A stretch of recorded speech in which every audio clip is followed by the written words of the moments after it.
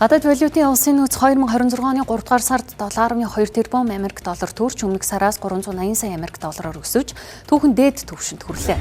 Энэ нь валютын төлбөртэй импортын 8.4 сар, бараа үйлчилгээний импортын 5.6 сарын хэрэгцээг хангах богино хугацаанд гадаад үрийг 275% хаах түвшинд байгаа юм.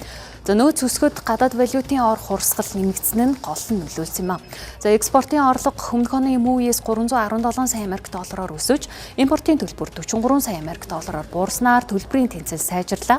Үүний зэрэгцээ Монгол банкны валютын зах дах цэвэр интервенц өмнөх оны мөн үеэс 1.3 тэрбум Америк доллараар буурсан нь бодлогын үр нөлөө гэлтгэж байна.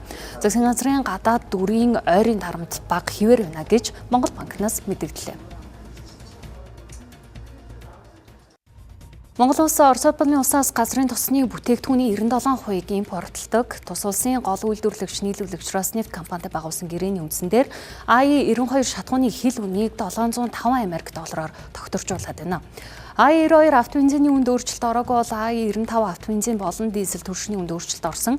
За дизель түвшний үнд 4-р сарын 4-5-ны өдрүүдэд Улаанбаатар хотод жижиглэнгийн үн литр тутамдаа 3490-ээс 3990 төгрөгөөр борлуулж байна. Орон нутагт буюу Увс аймагт дизель түвш литр тутамд 4500 төгрөг, Дорнод аймагт 4200 төгрөгөөр тус борлуулж байна. Мөн АЕ-95 автобензиний үн литр нь 4100 төгрөг байна гэж аж үйлдвэр эрс соёлын яамнаас мэдээллээ.